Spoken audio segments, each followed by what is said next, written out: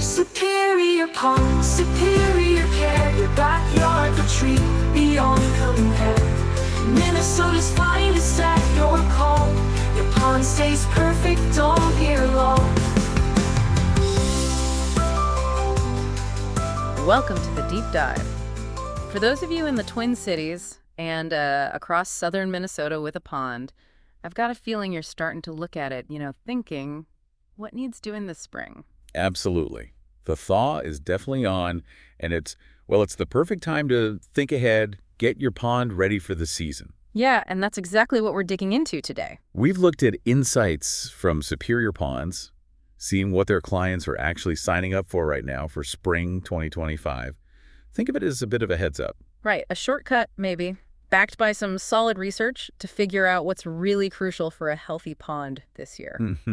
Our mission basically is to pull out those top priorities for spring work, both maintenance and maybe some upgrades. And we want to explain the why behind it all, why these things matter for your little backyard ecosystem. So where should we start? How about water treatments? Yeah, that makes sense.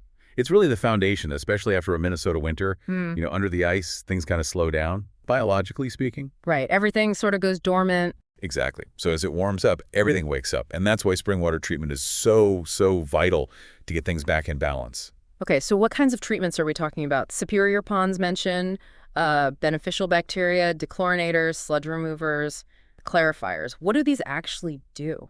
Well, think about all the leaves and gunk that settled over fall and winter, that organic sludge. Beneficial bacteria are like a microscopic cleanup crew. Okay. They munch away at that organic debris.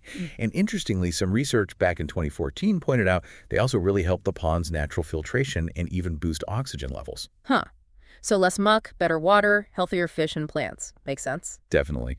A good bacteria colony can really cut down on problems later. All right. What about the others? Dechlorinators, sludge removers, clarifiers. Okay, so dechlorinators are key if you top off your pond with tap water. City water has chlorine or chloramine, right? Great for us, terrible for fish, and kills off those good bacteria we just mentioned. Ah, right. Don't want to undo the good work. Exactly. Sludge removers kind of give the bacteria an extra boost, helping break down that buildup faster. And clarifiers, well, they're mostly for looks. They bind tiny particles that make water cloudy, helping them settle or get filtered out. Crystal clear water. Gotcha. So each one has a specific job. Superior Ponds noted that aquascape beneficial bacteria and these clean-out flocculants are really popular for spring startups. People even keep extra on hand. Yeah, that initial dose is like a kickstart. But then, rain washes stuff in, you do yard work, things happen. Having extra bacteria for regular doses helps maintain that balance. Okay. And flocculants, those are the clarifiers. They're great after, say, a big rainstorm, stirs things up and makes the water cloudy, helps clear it faster. Okay, so establish that healthy water base first. Makes sense. What's the next priority Superior Ponds is seeing for spring? The next really critical thing is catching winter damage early, early repairs. Our freeze-thaw cycles here, they're tough on everything outdoors, ponds included. Oh, I bet.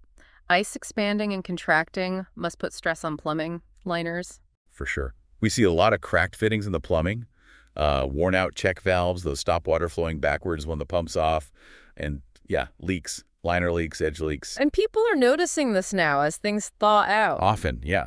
A Superior Ponds mentioned getting calls about water levels dropping for no reason, maybe weaker waterfall flow, weird pump noises.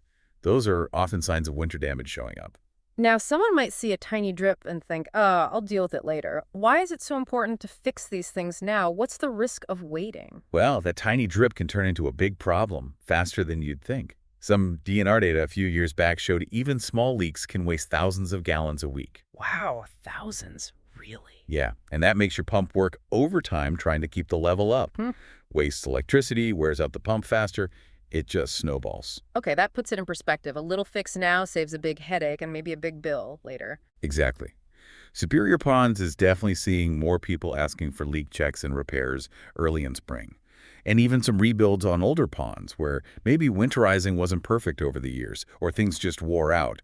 It's way cheaper to fix it now than deal with a failed pump or huge water loss midsummer.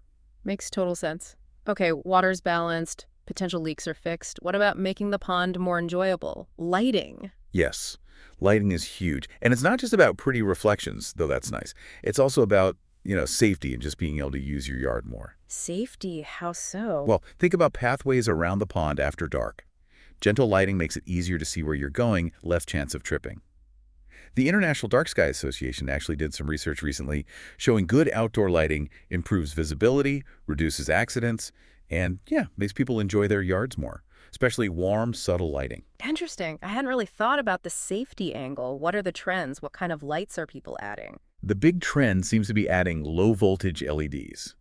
Spotlights maybe highlighting a waterfall or those underwater lights, sometimes even color-changing ones. Oh, cool. Yeah. Homeowners are saying it feels like a totally new pond after dark. Really extends the time you can actually enjoy it. Sounds like a pretty high-impact upgrade for maybe not a huge amount of effort. All right, moving from the flashy to the functional filter pads. Not glamorous, but sounds important. Oh, absolutely crucial. Your filter system works hard, especially dealing with all those fall leaves. Those pads get clogged up with gunk. And if they're clogged, what happens then? Well, water flow gets restricted. Circulation slows down, filtration gets less effective, and worse.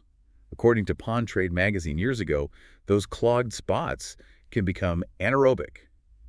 No oxygen. Anaerobic, that sounds bad. It is. Instead of healthy decomposition by those good bacteria, you get smelly, stagnant zones, maybe even harmful stuff building up. It completely works against what you're trying to achieve with the beneficial bacteria. So a dirty filter basically cancels out adding good bacteria. It can, yeah. That's why Superior Ponds sees a lot of folks replacing filter mats completely in the spring, especially on older systems. Just rinsing often isn't enough. Right. Need a fresh start. Exactly. New pads mean good flow, good biological filtration, clear water, fewer problems. Makes sense to use proper professional-grade media, too. Lasts longer, works better. Okay, good tip. Fresh filter media for a clean start, and the last of the big five. The pump. You called it the heartbeat. It really is. It drives everything. Circulation, filtration, waterfalls, fountains. And like any motor running constantly, they wear out, lose power, or maybe they weren't even the right size to begin with. Spring startup is when you often notice that something's wrong. What are the signs of a weak or failing pump? Maybe your waterfall isn't as strong as it used to be. Or you see dead spots in the pond where water isn't moving. Maybe more algae than usual because the water isn't getting turned over and filtered enough. Right, and that affects fish health too, presumably. Definitely. Poor circulation, low oxygen, algae issues. It all impacts the fish. So why upgrade in spring instead of just waiting for it to die mid-July? Well, two big reasons. One, avoiding that midsummer emergency when you really want the pond running. Two, efficiency. Aquascape points out that modern energy-efficient pumps can cut your electricity use significantly, like 30% or more compared to old pumps, or worse, using a sump pump not meant for ponds. Ah, so saving money on the electric bill too? Yeah, and they're designed for the right flow rates to keep water moving and prevent algae while using less power. It's a win-win. Makes sense. And people are doing this proactively now. That's the trend Superior Ponds is seeing, replacing older pumps during spring service to avoid that mid-season failure. And it's often pretty convenient. Service companies like them usually carry pumps, so it can often be a same-day swap. Nice. Quick and done. Okay, so let's recap the big five. Water treatments, early leak damage repairs, lighting upgrades, filter pad replacement, and pump upgrades. Why is tackling these now, in spring, so important? Because spring is your window. It's the best time to set the stage for a healthy, low-stress pond season. You're fixing potential problems before they become big problems. You're getting the water chemistry right from the start. You're making sure the mechanics, the filter and pump are working efficiently. You're enhancing your enjoyment with lighting. It's about being proactive, especially if you have fish. Yeah.